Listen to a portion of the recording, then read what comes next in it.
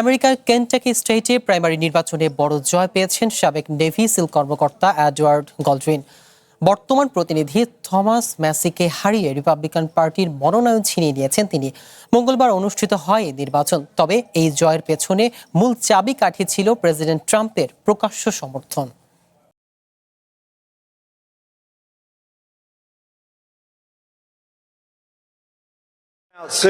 নির্বাচনের লড়াইয়ে বড় ধাক্কা খেলেন প্রেসিডেন্ট ট্রাম্পের কট্টর সমালোচক থমাস ম্যাসি। দলীয় প্রাইমারি নির্বাচনে ট্রাম্পের সমর্থনপুষ্ট প্রার্থী এড গল্ড্রিনের কাছে হেরে গেছেন তিনি। ট্রাম্পকে ধন্যবাদ জানিয়ে গল্ড্রিন বলেন, এই কঠিন সময়ে প্রেসিডেন্টের সাহসী নেতৃত্বেরই জয় হয়েছে।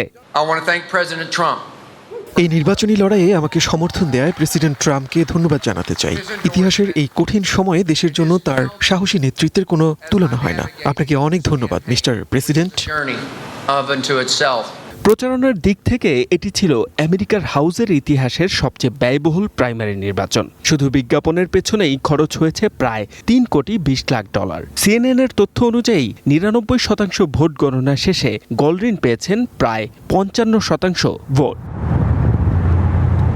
আর তার প্রতিদ্বন্দ্বী ম্যাসি পেয়েছেন 45%-এর কিছু বেশি সমর্থন। মূলত ট্রাম্পের বিরোধিতা করা এবং ইরান যুদ্ধের পক্ষে অবস্থান নেয় ম্যাসির ওপর চটেছিলেন ট্রাম্প, আর সেই সুযোগটাই কাজে লাগিয়েছেন গল্ড্রিন।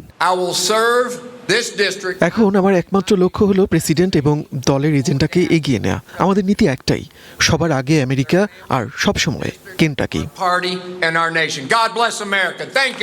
রাজনৈতিক বিশ্লেষকরা বলছেন, ম্যাসির এই পরাজয় আবারও প্রমাণ করল রিপাবলিকান পার্টিতে ডোনাল্ড ট্রাম্পের প্রভাব কতটা শক্তিশালী। যদিও দেশের সাধারণ ভোটারদের মাঝে ট্রাম্পের জনপ্রিয়তা এবং গ্যাসের বাড়তি দাম আগামী নভেম্বরে মধ্যবর্তী নির্বাচনে দলের সার্বিক জয় নিয়ে কিছুটা সংশয় তৈরি করেছে। তবে দলের ভেতরের রাজনীতিতে ট্রাম্পই যে এখনও শেষ কথা, গল্ড্রিনের এই জয় সেটাই মনে করিয়ে দিল।